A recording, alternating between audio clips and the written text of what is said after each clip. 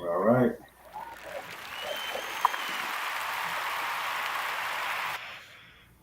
All right, right back at y'all with another sports day. I'm Raaj. We got Reid, Adrian in the building. What's up, fellas? What's going on?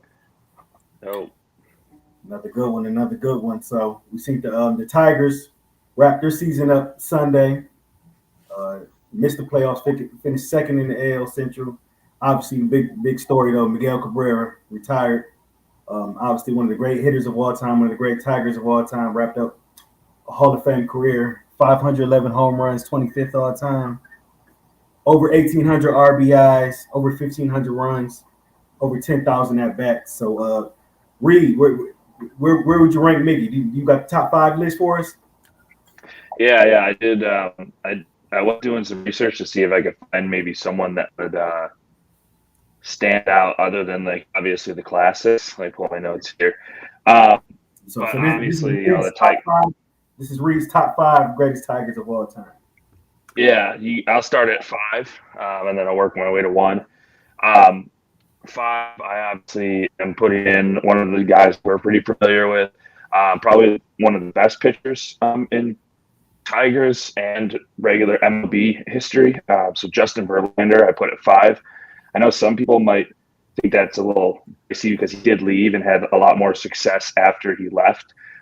When he won the World Series with the Astros, went on and won another Cy Young with the Astros. So his whole career and his awards weren't with the Tigers. That's kind of why I put him down a little bit on the list. But he still did amazing things. 2011 was that Cy Young AL MVP year, 24-5 with a 2.40 ERA. So that's like obviously really good for a pitcher. Um, is it a lot of these guys are the old ones that we know, the old names that we know. So Al Kaline, I put at four. He's one of the most well-known Tigers we know.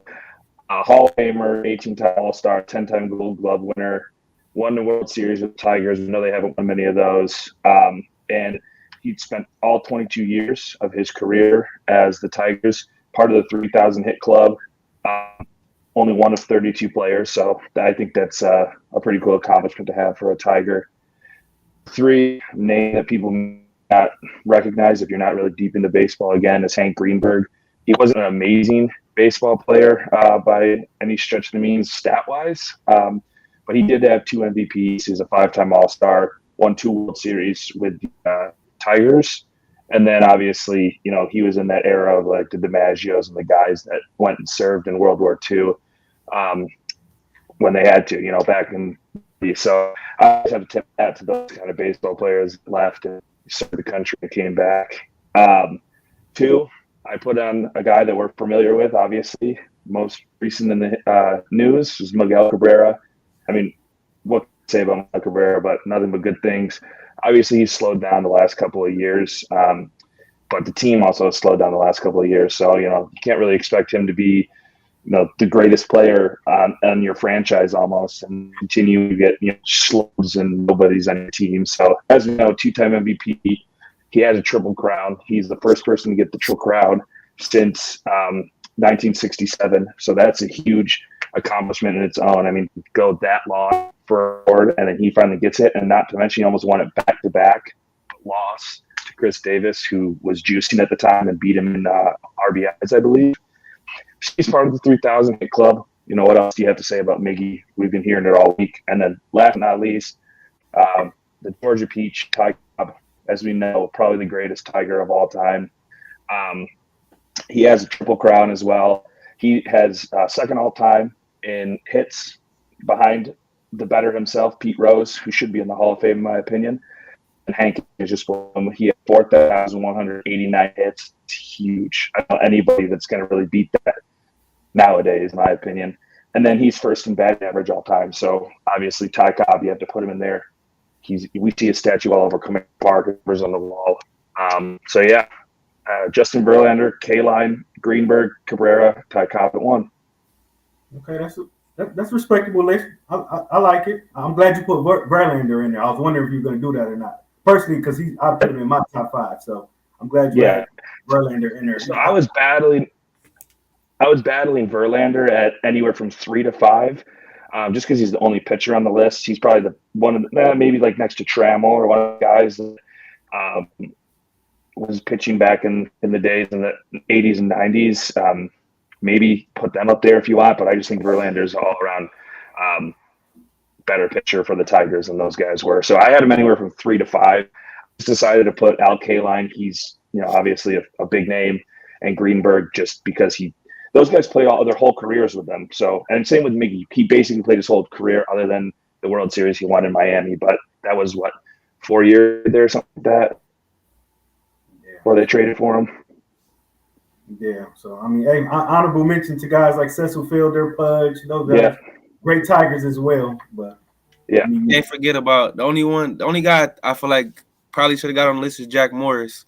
I was thinking about him. I figured, yeah, that's the only other one I would say. We can argue. You said Alan Trammell, so I like the list.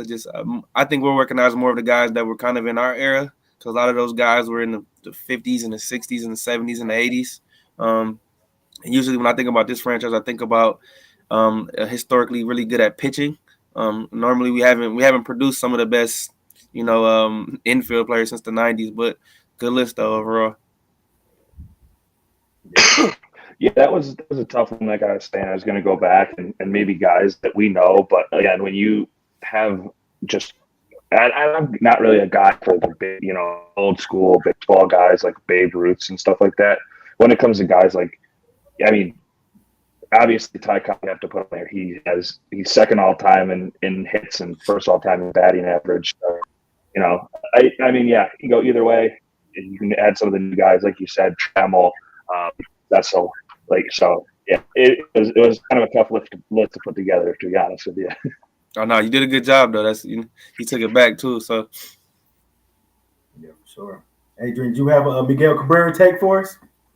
Oh, I was telling Raaj before the show. I know it's a hot take, but I love what Miguel Cabrera did for the city and what he did for the organization. I definitely think he overstayed his welcome a lot farther than he should have. He should have retired probably 3, 4, 5 years ago. If I'm being honest, he was gonna be a Hall of Famer regardless. I kind of think he just milked it towards the end. So him retiring, I was like, okay, the best time in his baseball career has been long gone. But shout out for what he did for the franchise, and he will be taking, I believe, a role as like special advisor or something to the GM. Yeah, he's like the special assistant to. They just brought him in to keep him in the good graces, or maybe they're hoping him to be as good as he was, trying to get him to recruit his son. Yeah, I mean, I'm happy for him. Like I said, I seen some dudes crying and people crying. Like, come on, man! Like we gotta cut that out. Like we're not gonna sit here and cry. We knew his career's been done. The Tigers haven't been relevant since 2016, 2017 when we tried to do the rebuild in the first time around, and we've had guys like Jordan Zimmerman and Candelaar. I could go down the list, but I'm hopefully they're moving in the right direction. Coming down to next season, so let's see if they're going to spend some money. Yeah, I think they do spend money. The thing is, like you said, with Miguel, it's like, yeah, he did overstay his welcome. Did I love everything I got from him from 2000 to 16? Yeah, those are great years. I'm happy to get his contract off the books, as it sounds, but that's money you're freeing up. Granted, a lot of it's invested in Baez now, and yeah, I mean, it is bittersweet because a lot of my childhood was and teenage years was Miguel Cabrera and Verlander and Scherzer. Granted, we lost them to the Giants and the Cardinals, and then that championship game to the Red Sox off that big poppy hit. So it's just, I mean, it's tough. Right? To win one World Series with the team that they have sucked. Miguel probably should have had 3 World Series total, but I mean, it's bittersweet, but yeah, I think he's got to go. And real quick before we move on, I know it's the playoffs already, but my World Series pick is gonna be Houston versus Philadelphia again, rematch. Ooh. Okay. I like the. Watch out for Atlanta. Atlanta's dangerous right now. I do like Atlanta. Ronald Acuna is a star. I'm actually, being someone who talks a lot of crap about the Ravens, I'm rooting for the Orioles to win. I like the young core they got. Dude, the Braves, their core guys, they're paying them like one of the lowest salaries in the playoffs right now, and they have those guys locked up for like 10 years. All those guys. That's the blueprint that the Tigers. I wish they would have followed was what the Orioles were doing. They were sucking for so long, but all those guys have hit for them. All those young guys. Yeah. Number one prospect in baseball. Yes, sir. Yeah, Tigers trending in the right direction though. They got some good young talent. Mize, Eduardo Rodriguez, if he stays, the pitching staff should be a little better next year. Riley Green, Torkelson, they got some young talent. I think they're trending up. Carpenter. Yeah. Torkelson hit 30 homers. He was the first Tiger player, I believe, since Curtis Granderson in 2009 to hit a homegrown player to hit 30 home runs in the season. So he definitely turned it around starting in July. So I'm happy finally.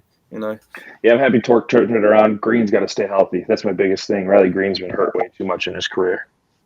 Yeah, for sure. Well, yeah, we got to see what how Scott Harris plays it this offseason. So yeah, we definitely stay tuned for that.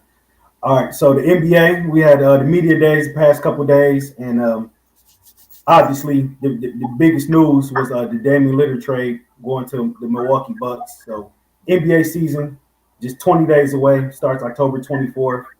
So Adrian, with Damian Lillard going to the Bucks now, do you think the Bucks are the favorite to come out the East? A slight favorite, but just a couple of days ago, Boston made a move of their own, trading for Drew Holiday, getting rid of Malcolm Brogdon. I know they lost Robert Williams, but they threw a punch. The Bucks threw a punch. They threw another punch. I think this is going to be a heavyweight fight coming into these playoffs. Miami's wounded. I know they're sad about that. Philadelphia, we got to talk about them as well. What happens with James Harden and Joel Embiid? But right now, I think in the East, it's a two-horse race between these two teams. But I will give the Milwaukee Bucks a slight edge, running the Giannis and Dame pick and roll. And I know they lost a little defense, but adding that offense, now Giannis, towards the end of the game, he can just move out the way and let Dame finish out those last 2-3 minutes. And, oh, by the way, Dame can hit his free throws too as well. So make Giannis a better player overall. They only lost Drew. I believe the roster's intact. I believe Al Horford's 55 years old right now. So I'll give Milwaukee the slight edge. I think they really got a shot at being to win the NBA championship as well. I believe they'll beat whoever comes out the East. The winner of this series will win the NBA championship, in my opinion.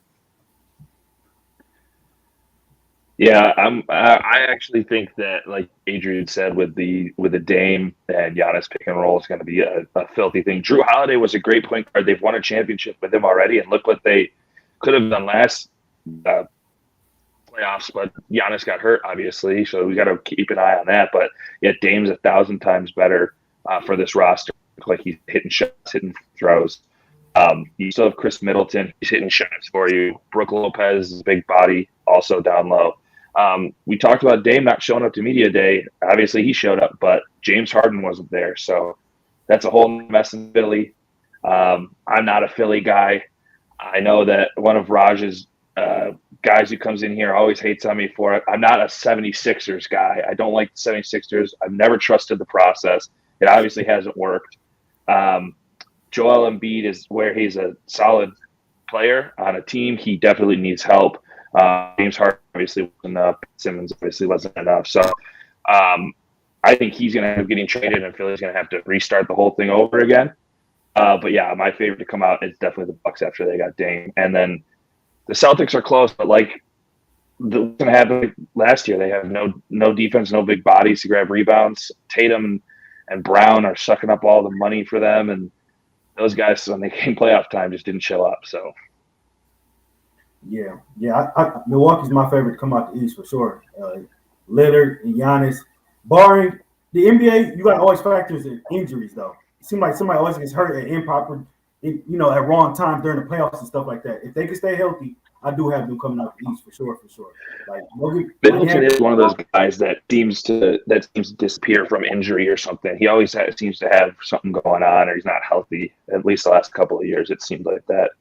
I think it helps though too. Obviously, that now he knows for sure he's the third option now, instead of feeling the pressure of being the number 2 option, which they've always tried to force that on him. So with that being said, I think that's going to help his game, really help his mental, and I think he after being injury riddled the last couple of seasons. I think he's ready to go. Like I said, it's a lot of pressure off him. They just need him to hit these mid range shots and do what he's supposed to do. But overall, I think the roster is in good shape, and they also signed Cam Payne as a backup point guard, so which I think is a really good addition. He plays hard. He can make some threes. Some good role players on that team.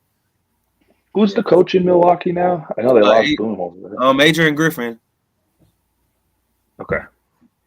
And guys, before we move off and probably get on the Pistons, sleeper team in the Eastern Conference, the Indiana Pacers. They had a good draft. They definitely had a good draft. Maybe because I'm a big Tyrese Halliburton fan. He should be a Detroit Piston, but I'll continue to always go back to that. But I believe he's one of the best playmaking point guards in the NBA. I believe he was first or second in assists last year. So yeah, for sure. Well, they're gonna lose Buddy Hield, right? He's going somewhere. Yeah, that's what they were saying. So I don't know where he's gonna go. Hopefully it's not the Lakers, but that's I think it's gonna be the Lakers because it was supposed to be the Lakers last year. I can't with the Lakers, but they definitely use the shooting. So going back to Harden real quick, what exactly is the mark you think for James Harden? Like, is there any team that's really a James Houston. Harden away from taking them over the top? Like, is there really what's the market for him right now? I would have said Houston, like you said, but I don't think they have. I think they got too many guys. They paid too many guys now at this point.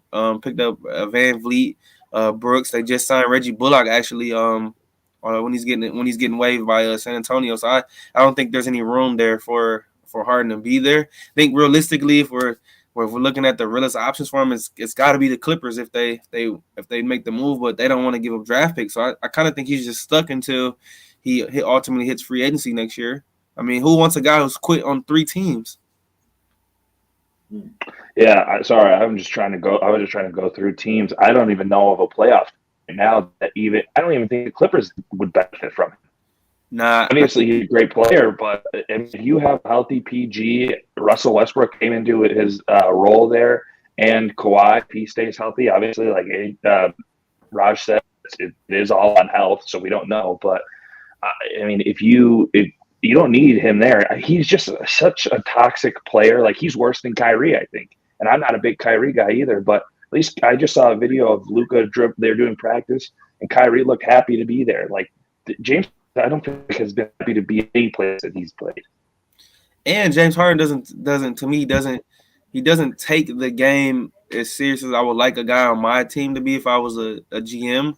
At least I know Kyrie has all the stuff going on, but Kyrie does it when he gets on the court, he plays. James Harden just comes with a lot of extra baggage right now, and Kyrie has a championship. James Harden's done nothing, in my opinion, to believe he's going to be he wants to be the go-to guy. There's going to be no team he's going to go to where he's going to be the number 1 option, and I think that's the problem.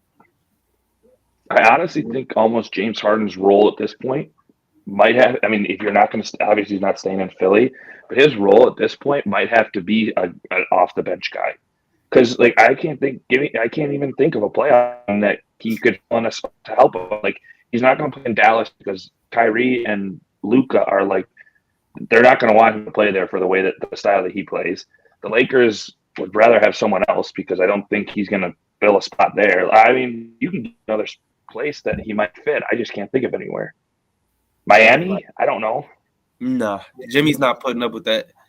Yeah, he wants out of Philly, but like realistically, that's really like the best place for him to be. Timberwolves?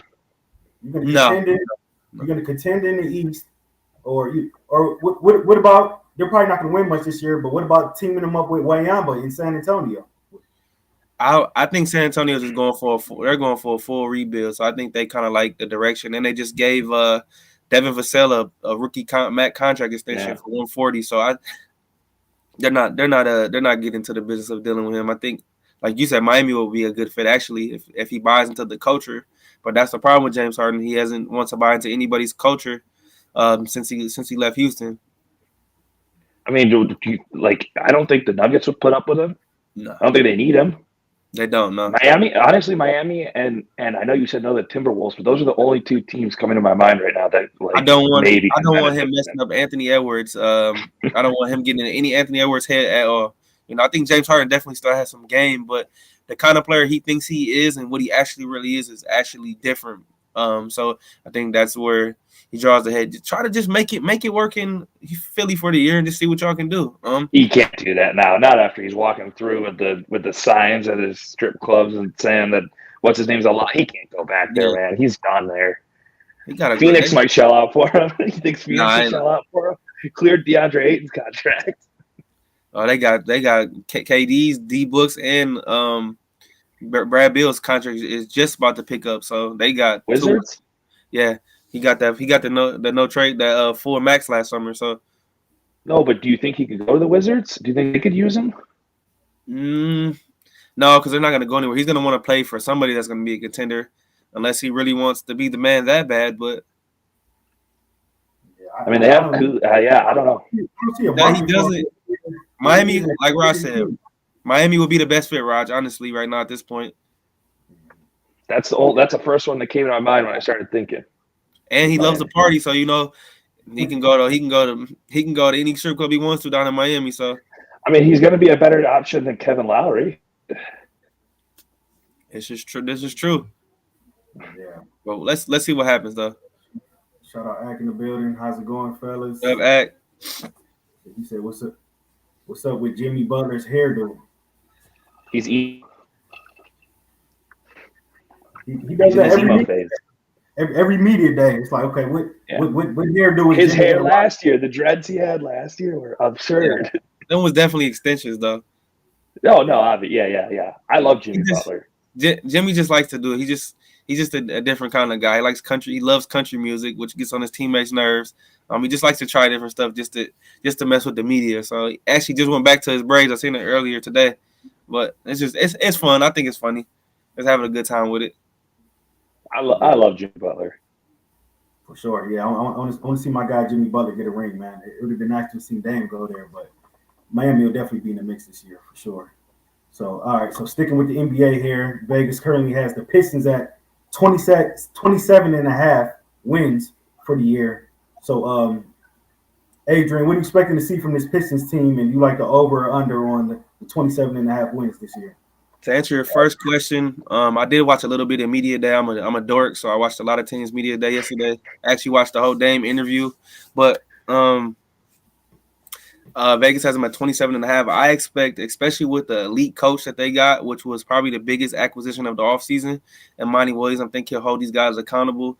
K's already said he likes what he's hearing from Monty and what he's seeing. I believe the Pistons will go over 27 and a half. I'm going to give them about 33, 34 wins, possibly trying to compete for that last spot in the play-in. They can't be no worse than what they were last year. You got another year. You got another year of Jalen Duren.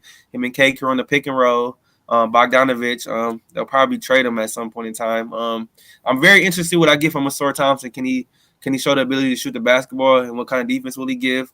Ivy's going to be a better player. He essentially got a free trial at point guard last year. Pretty much let him do what he wants, so he can only improve. He's got explosiveness. I like this team. I like them going forward. They're young. Now they can finally build together. As long as everybody stays healthy, I think we'll see a lot of up and up from them this season. Yeah, I fully agree with Adrian. I was going to say 32 games, 32 to 34. So I think last year the whole thing about them 20 games winning so little games, I think it was a tank situation. I don't think Cade's injury was as bad as it was made out to be. I do think he could have played partially into the season, and like they said, he was able to. So I think they were just trying to get Wemby, realized they got screwed, didn't get him. I am interested to see what Ausar is going to do. He looked very athletic. That's the thing about this team right now. These young guys are very athletic. Ivy is explosive. Ausar showed that he is explosive in summer league. Duren super explosive. He's a big body. He's still young. I'm a big James Wiseman truther. Don't ask me why, but I would like to see what he does this season. And but I think they got to figure out a way. They can't run the double bigs. They can't do Duren and James Wiseman. So it's going to have to be some form of Cade, Ivy, Bogey, maybe Stu, but I don't even really like Beef Stu and Duren. But you can't run the two bigs. Asar, I think, is going to start his career off the bench to begin with because they don't really know his spot unless Monty figures out what he can do with him. Maybe putting Bogey at the 4, but that'd be really short at the 4. Oh yeah, I don't know. It could be about a lot of small ball with Duran hanging out. He obviously shows the ability to shoot too, so Duran has that going for him. And like Adrian said, I mean, I watched a little bit of media days. We might be NBA dorks, I don't know, but definitely. it's like the Dan Campbell effect with Monty almost. I mean, I know Monty was hesitant to come here at first, and they rolled out the bag for him, but these young kids look like they're buying in, and they're fully like ready to buy into Monty's coaching and his experience. So yeah, I have high hopes for him, man. Hope they can try and battle for a play. And if they win 34 games, I'm gonna have to be happy with 34 games. You know, it's better than 16 or whatever, 14, whatever they had last year. Yeah, 17 last year. 27 and a half. I'm going under. I'm giving them 25 wins, man. I want to see the Pistons do well. I think they got a lot of good talent. I just think they're such a young team right now. As far as in the East, I don't think they're better than Milwaukee. I don't think they're better than Boston, Philly, the Cavs, or the Knicks. So that's 5 teams right there I would put in front of them. I think Brooklyn. You don't know if Atlanta or Chicago could potentially be better. Who knows? Like you were saying earlier, Indiana could be a sleeper team. So, I don't know. This Pistons team, you got a first-year head coach in Monty Williams, who's a good coach, don't get me wrong, but it's his first year. Got a very young nucleus. I think they'll be trending up. I think they'll win more than 17 games like they did last year. They're not going to finish with the worst record in the NBA, which they were just taking for Yamba. But, I'll give them 8 more wins this year. I'll give them 25, but I think they're going to be on the outside looking in. But I do think they're going to be trending up, though. No, go ahead. Go ahead. I'll make a point. My biggest gripe, and obviously they don't need a shit. They don't need a rush to build. You've got to see what you have. Sar if he can shoot. Which the main thing they needed going into this was 3 and D. We were talking about that. He showed he was defensive as hell during the summer league.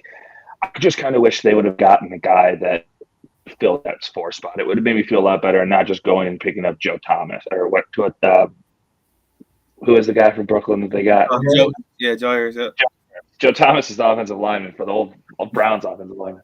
I just think, I don't know. You picked up him. Obviously, it was just like a cap filler, or like he's going to be off the books after this year. You got to trade Bogey. Maybe you can trade like Killian. Hopefully Killian can like revise his role that he had last year, where he kind of was looking 6-man good player. You could package him in Bogey and get someone. I don't know. I wish they would have done more in the offseason, like try to get that 3-point shooter. Would you trade some of these young guys for James Harden? No. I don't want anything to do with him. No, absolutely. I was going to piggyback on what you said, Reid, because you kind of went right into my point. Like we were talking about, the biggest thing we know the Pistons lacked was shooting and athletic ability. So they got Duran, which I think is untouchable. So there's going to be a couple of things they're going to have to explore depending on how the season goes. They need some shooting as well. So you got Harris and Bogdanovich on expiring contracts. You just gave Beef Stew a contract. You don't know what you want to do with Killian. So you're going to have to package. You're going to have to figure out how to package some of these guys together to get you a 4 who can stretch the floor. That way they can play with Duran, and then have Wiseman come off the bench. And then you can have your guard rotation of Asar, Jaden, and Cade. Maybe Asar can play the 3 if he learns how to shoot. But those are things you're gonna have to get.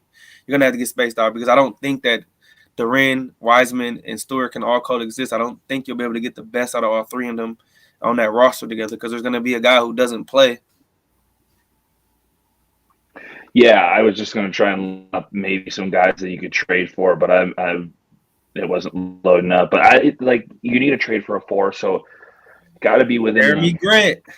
But yeah, I mean, I don't know if I want to see Jeremy Grant back again. Maybe if Portland's will get rid of him for pretty cheap, then I'd take him. I'd maybe call him and see if you can get I don't know if because it's in division, but Lauri Markkanen or someone like that. I don't know. You're gonna try and trade. You got to try and might have to get rid of my guy James Wiseman. I mean, I don't know. Someone big, not very talented defensively, but he has potential. I guess that's why I have such a big heart for James Wiseman. He has like the craziest amount of potential. He just doesn't crack into it. hopefully Monty brings it out in him. They just need somebody who's going to come right in and contribute right away. It's going to be an immediate impact. That's the problem. We have enough young guys to where we got to develop that. But you need a guy who's going to come in and give you a 4-man who can shoot 35% from three to make it respectable. That way, K can get in the paint and make some magic work. Hey, I'd hit up Toronto, see if Siakam's available. Yeah, I mean they have to. I think he's a free agent after this year, isn't he? So I might call him and see what they'll take for him. I mean, they already just, they were part of another trade, so it's just yeah, absolutely. I'd call him. That'd be a perfect fit. What about? I think this guy's not a super sexy name, but what about a guy like Harrison Barnes? Maybe you could just trade package some 2nd-round picks and pick him up. Yeah, they won't give him up. They like the way he's could have had Christian Wood, but I don't know how much I don't know how much he would have been worth it. Christian Wood again, another. I guess he doesn't really need to be defense, much as I'm praising 3 and D, but All right, we'll have to make this contract where Siakam's 29. He's in the last year of his deal. He's gonna make almost $38 million this year. Sure, if you traded let me make it work. Wiseman, you could probably trade Wiseman. He's probably one of your more expensive contracts because he got signed right before he got traded. Bogdan's making. If you want to make this work, you could probably try to package Bogdan and Joe Harris. That's 39 right there. Or I forgot we got Marvin Bagley as well, who's never healthy. Yeah. I always forget about him. He's probably playing the 4. I had him in the talk. Well, Wiseman's making 12.1. Bagley's making 12.5.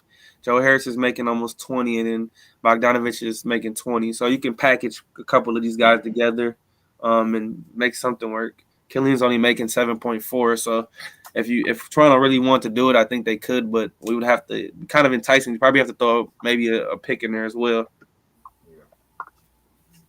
Yeah, for sure. I like that Montre Morris signing, bringing him back home as well too. That was a good signing right there. Yeah, sure. All right. Well, yeah, it's going to be an interesting season for the Pistons.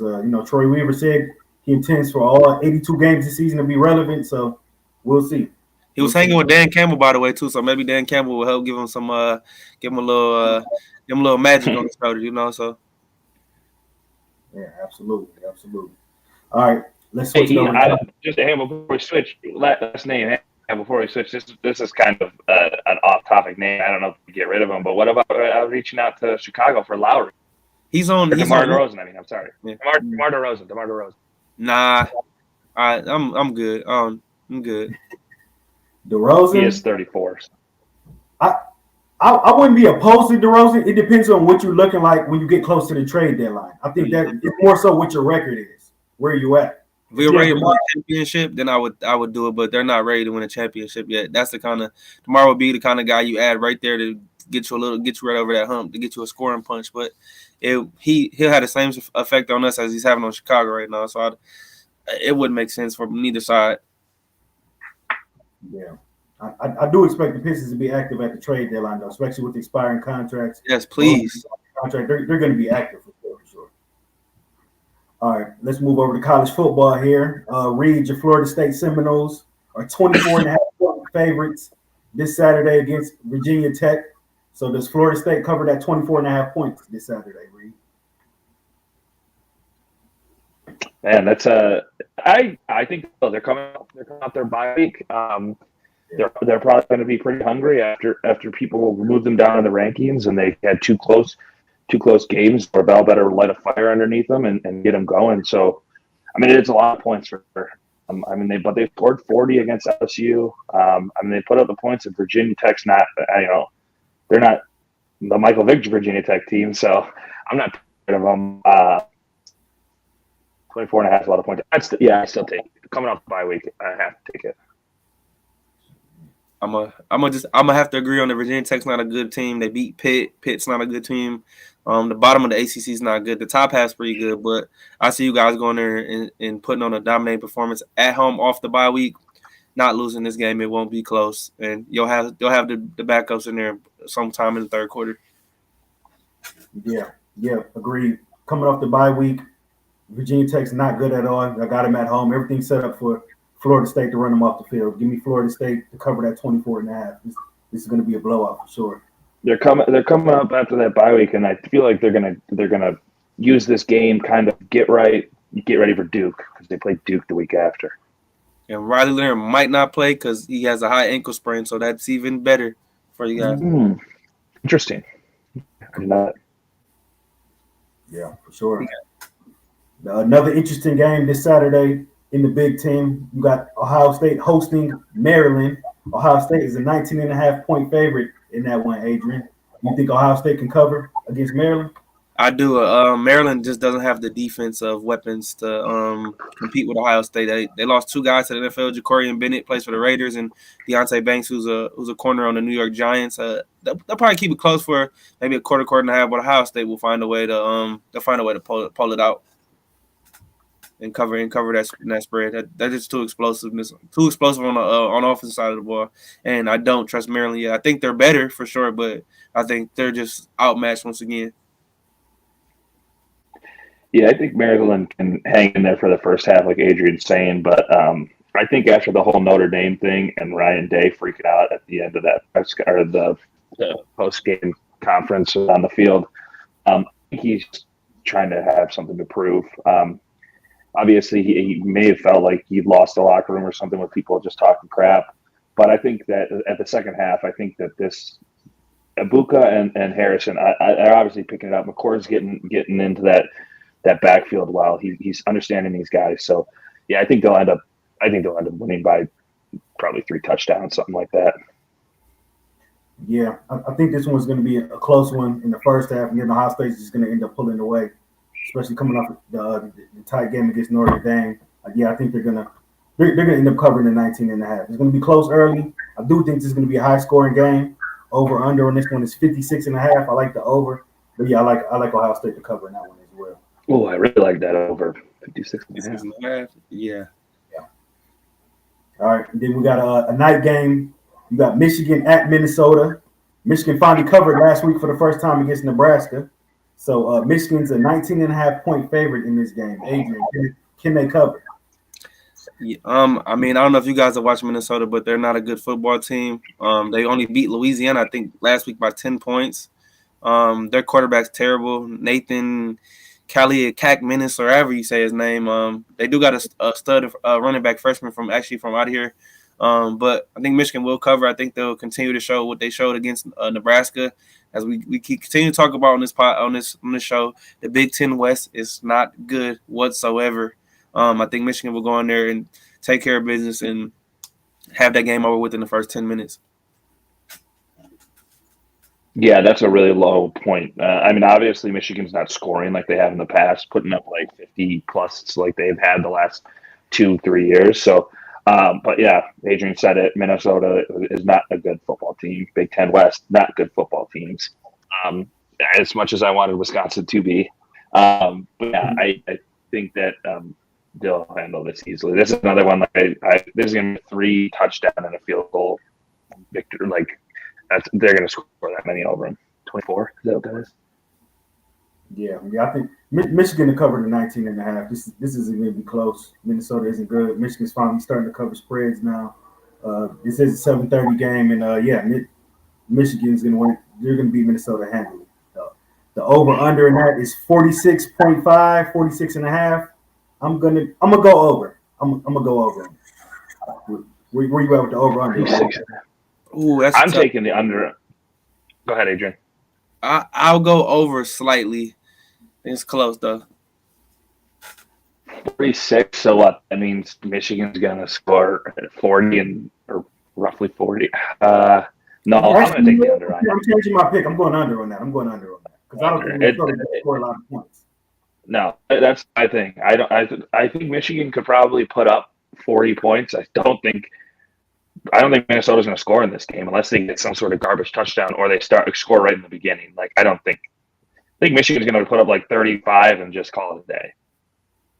It's going to be somewhere between the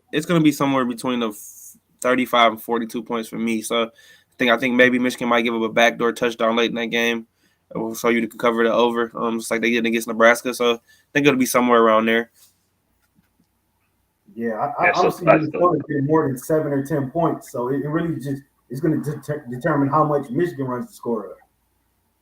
Yeah, I'm with you on that one, Raj, for sure. Let's see. Minnesota gave 31 to North Carolina, and they gave 37 points in a double overtime game the overtime game to Northwestern. So I definitely think Michigan can win. Oh.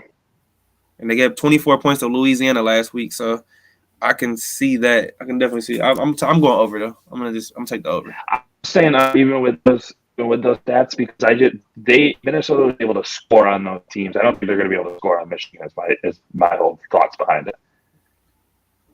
Yeah, absolutely. All right, Michigan at Minnesota, 7:30 this Saturday. All right, switch it over to the NFL here. Adrian, man, your Steelers lost 30-6 to the surprising Houston Texans. Man, what's going on in Pittsburgh right now? What can you guys do to get this thing turned around? The defense has to play better. What really gets us going is the turnovers, the sacks. We didn't have a sack or a turnover against C.J. Stroud. I just think in that game, we kind of went there not respecting Houston. They had backup offensive linemen.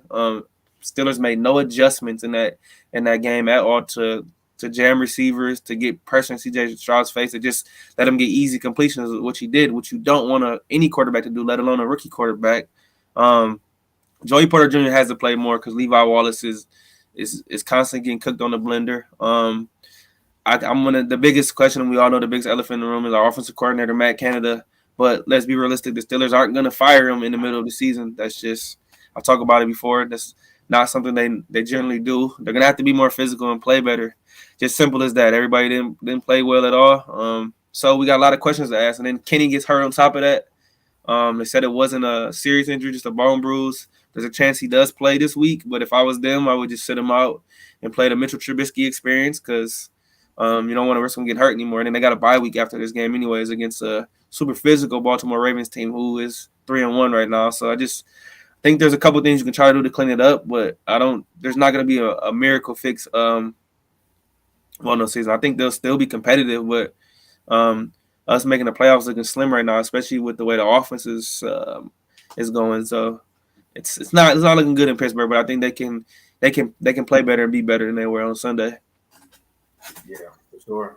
So Reid, sticking with that Steelers and Texas game, we've seen C.J. Stroud. Is C.J. Stroud, in your opinion, the best quarterback in this most recent draft class? Yeah, I said it in the beginning. I don't know. I don't think we did a pod around the draft, did we? Or maybe I don't remember. But yeah, it was always my number one.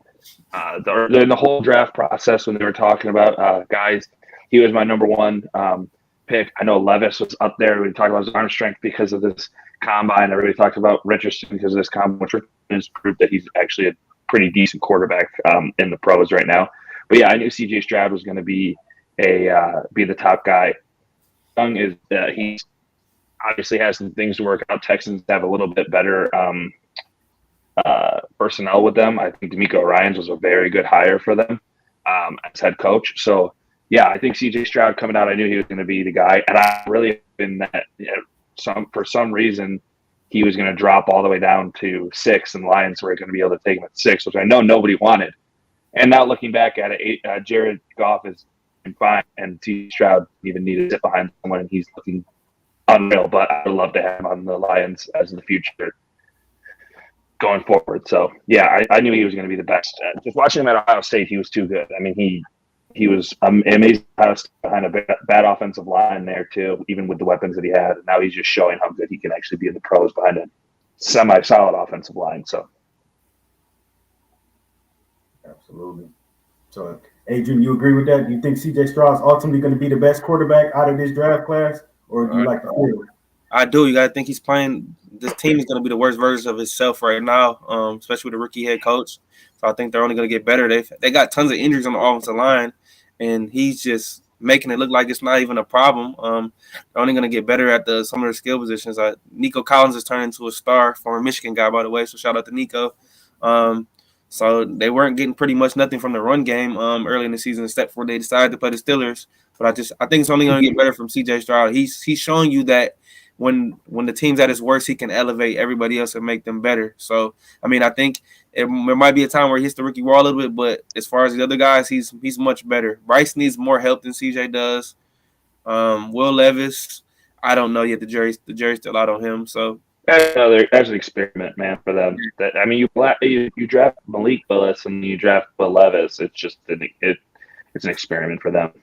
But CJ's gonna be a star. They found their next guy after Deshaun Watson. So I will say the only problem with CJ, yes, he's thrown no interceptions, but he has had 2 or 3 fumbles, I believe. I don't know how many he's lost. I think he's had 3, lost 2. Yeah, that offensive line's not. I think Hunslow's just came back. I think what they should do this next draft, depending on where they draft, middle of the draft, if you're drafting top 10 and Joe Alt falls to you from Notre Dame or one of the solid offensive linemen coming out next year, I think you just load an offensive lineman and keep him safe. Neil Collins, Tank Dell, those guys are both solid wide receivers for you. You have Robert Woods, who's an old guy. You know, if you want another guy, just sign someone after Robert Woods leaves. But yeah, I would just protect him. I would just do with the line, offensive line, defensive line. That's all I would do for them. Yeah. Only thing about that, the Texans traded their first round pick away. Remember, they moved up and they took what's the DM from Alabama? Will Anderson. Yeah, they took Will Anderson. So I think that was a great pick too. They gave up their first round pick next year to get him. So yeah, So maybe they'll find something in the second round, or maybe they're waiting to get into the first round. But I mean, I think going back to C.J. Stroud and Will Anderson, I think were huge because Will Anderson is also a beast too. I mean, he's been playing well for a rookie. Not Hutchinson numbers, but yeah, for sure, absolutely. All right, so sticking with the NFL, the Detroit Lions, the Thursday night game went to Green Bay, handled Green Bay convincingly, 34-20. Montgomery had a big game. They're currently 3-1. Taking lead of the division, the first place in the NFC North right now. So, Adrian, where do you currently have this Lions team ranked in the grand scheme of things in the NFC? In the NFC, I got them at. I'm not to give away my picks, but I have them below San Fran and Dallas and Philly. So we're looking at anywhere between 4 and 5 right now. Right below that, I think they're a tier below those teams. But anywhere after that, I think they could go anywhere. Do you put them? Well, obviously, it's not until way later in the year. I think it's the second to last game. So that's a dumb question. They handled business, and Hutchinson looked unreal. Kaminsky looked unreal. Bugs looked good. Oh, gosh. Help me. What's the other defensive lineman they drafted? I can't think of his name. Lee McNeil looked good. Benito Jones looked good. Yeah, Benito Jones. That defensive line, Jordan Love didn't have time to throw the ball. He didn't have a second. So it was unreal. I just saw a stat today that Aiden Hutchinson, Micah Parsons, and Max Crosby are most rushers in the league with 27. So that's awesome for your second year. And I mean, everybody was talking about how the Lions should have drafted Micah Parsons and, kind of screwed up with Panay. But Panay Sewell's looked unreal too, and he's had to go all over the line this year. So get this O-line healthy again, which they kind of are. Don't know, guys, limit for this team. You're getting JMO back 2 games early, man. I'm pumped. Couldn't agree more. Yeah. So Reid, what is your expectations for? What do you want to see out of JMO this Sunday? So they said that they're going to ease him in. What that means, I don't know, because they're going to ease in Jahmyr Gibbs, and I'm the person who's just been complaining that they haven't used Gibbs enough. So JMO, I'd like to see him get probably, 25 to 30 snaps. I think that would be a pretty good round number to put him at to bring him back. He said he was on the jugs machine. Maybe try and sneak a play. They're in man coverage, sneak a play, a deep downfield to him, let him burn. I think Carolina, is it Horn that they drafted? I'm all over the place today with the players that Carolina had who got hurt. J.C. Horn, yeah. So he's out. He's not playing, so you don't have to worry about really a lot of corners. Carolina's not a team. I think they're just going to end up scoring 2 touchdowns like in the first quarter and then just pound the ball the rest of the game. I think that's going to end up happening. So 25, 30 snaps. 5 targets. for his first game back. So Adrian, over or under a 50 receiving yards for J-Mo? I'm gonna go under just because it's his first game back. Like Reid said, 25, 30 snaps. I think get him a couple quick screens. Get him throw him a deep off the play action. Just get him some easy passes to get him some completions to get that confidence back. So I think, like I said, Dan Campbell did say he'll ease him in. He said he's not ready for 60 plays yet. So I'll say about 25, 30 is about right. Yeah, I'd probably go under on that 50. Obviously, you're gambling with, they might take a shot deep downfield. I don't know how his hamstring's feeling. I didn't get to watch that press conference with him today. But, I would probably go under 50 for right now just because he's going to get a lot of snaps and a lot of targets or catches. Yeah, for sure. I mean, everybody else is 4 games in. He's none in. So, I don't know what type of shape he's in. He got to get up to game speed. So, yeah, this is a good game to get acclimated, though, against the Panthers, a game the Lions should win. So, absolutely. So sticking right there, Adrian, Lions 8.5-point favorite this Sunday. You like the Lions to cover? I don't like them to cover. I think that's too big of a number, especially for an NFL game. Carolina's defense is not as bad as people want to say it is. It's just they've got a rookie quarterback in the offensive line who can't block. But I will say Lions win by a touchdown. I'm just going to look up what they I think they will cover the 8.5, honestly. I hate when you pull up the schedule, it doesn't give you all the past ones. So let's see. So they've played 21-13 Vikings. They lost to the Seahawks by 10. Lost to the Falcons by 14. I'd take that number for sure. I mean, the Lions put up 26-17 in the preseason. So, granted, it's preseason. I'd take the 8.5. I know it is a lot of points because that's, more of a touchdown generally you don't really want to go after in the NFL games. But this offense is too good, and I don't think that Carolina is ready for a top team like this to play against. So, I take the 8.5. Fair enough. Yeah, I think the Lions are covered.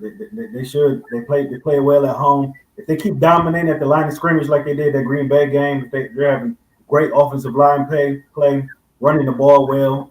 If they're running the ball well, that can open up the play action. You can probably get some over the top, maybe to J-Mo or to whoever. I think they're going to cover this spread. I don't think Carolina's going to score too much points. The defense is playing phenomenal.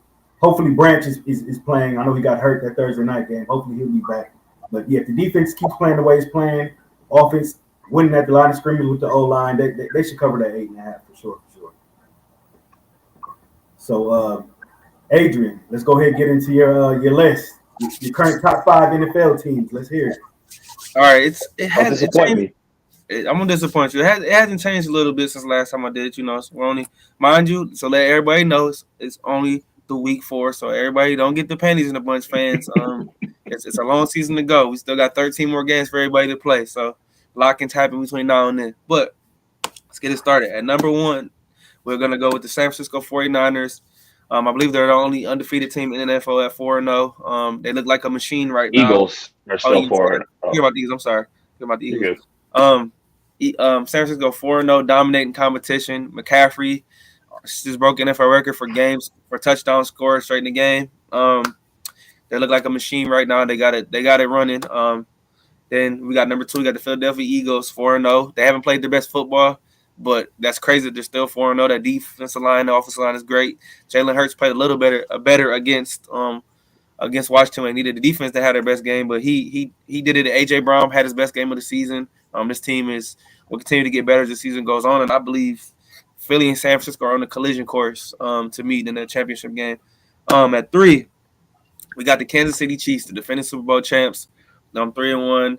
Patrick Mahomes, I just feel like a lot of times during the early season, he likes to just experiment in these games, and he likes to just play around with teams, and he always finds a way to make a play when he need to make a play. I believe Reid's not going to agree with me, but the receivers are going to get better. I am not a big fan of the Travis Kelce, Taylor Swift thing, but that's a whole other story for a whole different day. I just want to watch my football.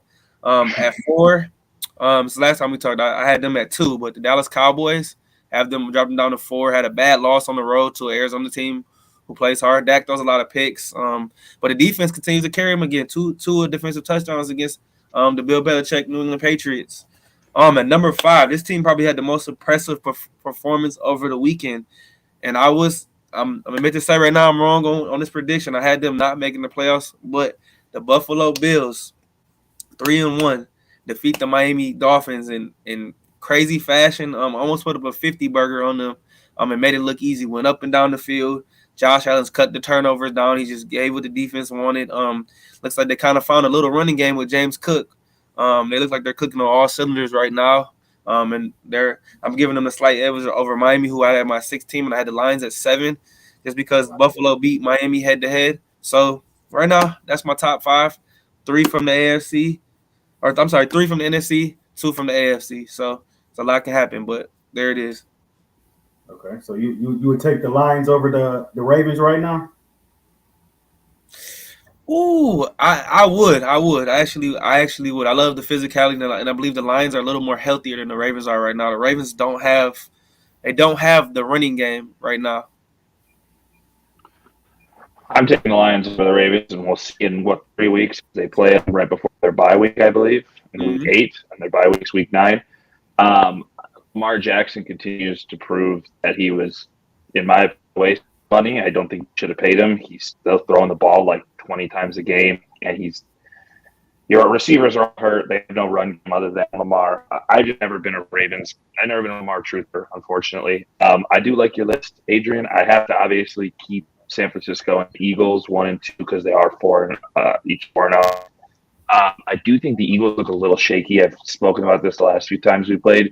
Jalen Hurts doesn't look the same. They don't, for some reason, I don't know. He's not playing football like he's not playing behind a top 3 offensive line like he has been. The offensive line is still good. Jalen Hurts just doesn't look as good as he has in the past. So I will keep him there. My only thing is I would move Buffalo up to 3 after that win over Miami. Kansas City will move down behind them because I think that the Jets game where the Jets defense is really good, you still allowed Zach Wilson to outperform Patrick Mahomes, and because of one penalty that you got called on Sauce Gardner at the end of the game really sealed. So Kansas City still has a lot to prove in my eyes. I think that they can come up to somebody in a playoff game like the Bills or the Dolphins and the AFC, or even the Chargers might give them a hard time. Man, I know the Chargers don't look good either, but any given Sunday that could happen. So the Chiefs, I'm just not too scared of at the moment. And then Dallas, that offense, if Dak Prescott continues to shoot. I mean, obviously they're 5 because their defense. That's the only reason they're 5 is because their defense, in my opinion.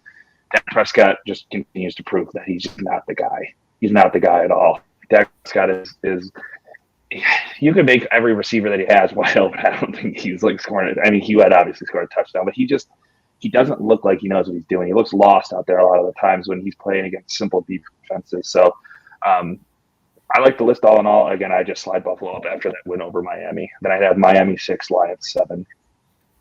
Okay. And remember Dallas travels to San Francisco for Sunday Night Football. So that's gonna shake up this list for sure. So this is the game where I look to see what Brock Purdy can do. This is my prove-it game for Brock Purdy. Obviously, you play a lot of good defenses when they're in the championship or when they're in the last year. But this Dallas defense, even without Trayvon Diggs, is still scary. And, it's the best offensive line almost because his offensive line looks amazing too, going up against probably one of the best defensive lines. So this is kind of the up in my eyes for Brock Purdy. Absolutely, for sure. Yes, it's been a super exciting college football season and NFL season, man. A lot of good games, a lot of good football, for sure. I see some feedback here. Ax says San Fran number 1. Agreed. He says that's a good top 5. You understand NFL football. I appreciate it, my guy. I appreciate it. McCaffrey looks so good. And then last one here, Ack also says the Ravens are not a good football team. They look bad thus far. I mean, they're formidable. They lost J.K. Dobbins. What was that week 1? Yep. They'll be in the mix. They'll be in the mix for sure. They're just winning ugly football games. They're just winning ugly football games. They look pretty right now, but They've They got a always lot of kind of injuries. one ugly foot. Yeah, they've all. That's their problem though. The Ravens always have so many injuries. It seems like Yeah. for like they can stay healthy, which sucks. You know, obviously as a football fan, you want to see your team healthy, win, but they just can't seem to win. And I just said it before. I'm just not a Lamar Jackson guy. So I just can't trust Lamar Jackson. I don't trust until he wins something big and like AC championship game or makes it to an AC championship game. He hasn't proved anything in my eyes. He's a solid, good mobile quarterback, but he can't really throw the ball that great. I mean, so I don't know. I'm not a big fan of the Ravens. So Reid, who would you rather have right now, Lamar Jackson or Jared Goff? He's a top 7 quarterback in the top 10 quarterback in the league. Jared Goff is looking unreal. I mean, obviously Lamar brings a whole rushing element to his game, so it's like it's amazing. But for what you have schemed up, Jared Goff is a better quarterback for his scheme. Yeah, I'm running with Lamar Jackson over Jared Goff. I gotta go with you. The athleticism. With you, Raaj. The athleticism obviously is there. I get it, but like, I don't know. Jared Goff is just a pocket passing quarterback, and they seem to keep winning Super Bowls and games. I don't remember the last mobile quarterback that won a Super Bowl. Yeah. Arguably one of the best mobile quarterbacks lost to a guy that was in a wheelchair, basically, in Peyton Manning. Yeah. Reid Brock has already shown that he's body. Yeah, he's bought it playing on the best team in football. So he really hasn't done anything. He plays with mutants, dude. He plays with Trent Williams, the best left tackle in football in the last probably 20 years. He has Kittle, who's a top 3 tight end when he's healthy. Deebo Samuel is obviously a freak. He has the best running back in football, clearly. And Brandon Ayuk is still a solid guy, a solid second option when he's healthy. So it's like Brock Purdy looks good. You look good back there. I'm sure Jared Goff. You know who else did look good back there and took him to a Super Bowl was Jimmy G. Like, obviously Brock Purdy's going to look good. Like, dude, you're playing on a team with freaks. Like, you could put Dak on that team; they probably still look just as good. Okay, I maybe won't look more. Yeah, I don't know about that. All right, let's just close it out with our Thursday night predictions. Then we get up out of here. You got Chicago at Washington. Adrian, who you like in that one? Let's go with Commanders. I actually think they got the guy in Sam Howell. He bounced back after a terrible performance prior where he had 4 picks. Showed a lot of poise on the road in Philly. He makes a lot of plays. I think the Commanders will get it done, and we all know what's going on with the Bears right now. Justin Fields actually played an amazing 3.5 quarters in that game. It was 15 for 15 at one point. So he had a good game. I don't necessarily think it's all his fault. I think there's just a lot of problems in that organization, especially giving him a defensive coach. But I could go on for that. But give me the Commanders and to cover. I believe it's 6.5. So give me the Commanders by 10.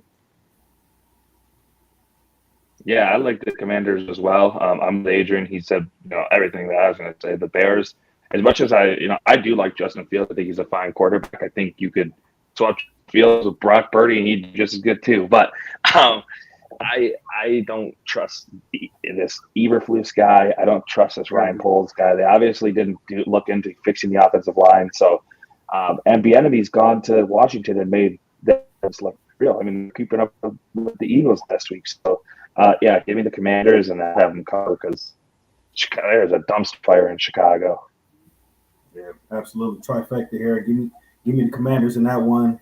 At this point, Chicago, it seems like you're first in line for the Caleb Williams sweepstakes. So just at this point, don't mess it up. So yeah, Giants are hoping they win. Don't forget that Chicago owns Carolina's pick as well too. So yeah, going to be interesting. Going to be very interesting. All right. Well, yeah, there it is. Anything else you guys want to add before we get up out of here? I've got another great week of football. Another great show, fellas. Absolutely. Actually, I do have one quick question. Should the Lions in that edge rush, we don't know if James Houston's coming back. I guess Charles Harris still look good, and a lot of the other guys. But should they try and go get another edge rusher? Go and call Carolina for Brian Burns or Washington for Chase Young? I know that both those guys' names were talked about for the deadline. So I think Chase Young's a little more realistic because of his injury history. So I think as far as getting him, you would have to pay him as much because he's going to be a free agent. I think Brian Burns is is going to stay in Carolina. He's going to want too much money. I don't think the Lions are going to be willing to shell out. He wants like $28, $29 million a year for a DN. So I think Chase Young will be a nice addition to the team. Yeah, I would like the addition of Chase Young for sure. But if that contract's coming up, I don't think the Lions are going to break the bank on him, but he definitely will be a good addition. But the Lions haven't really broke the bank on anybody. That's why they got rid of Hawk. That's why they got rid of Swift. So that'd be a good addition. But if you can get him for a good number, if he's willing to re-sign, yeah, I definitely would do that. Yeah, Chase Young was mine too because of the money. Because I was also thinking of the guys they got to sign this year with coming up, Sewell and St. Brown and all these other young guys that they drafted. They got to sign contracts for them. So I said Chase Young too. Will they do it? Probably not. But it was worth it. Yeah, for sure. Absolutely. All right. Well, All right, boys. Well, there it is. Good show. All right, y'all. Peace out. Sports Update. Next Wednesday. 8 o'clock. Like, comment, subscribe. Yeah.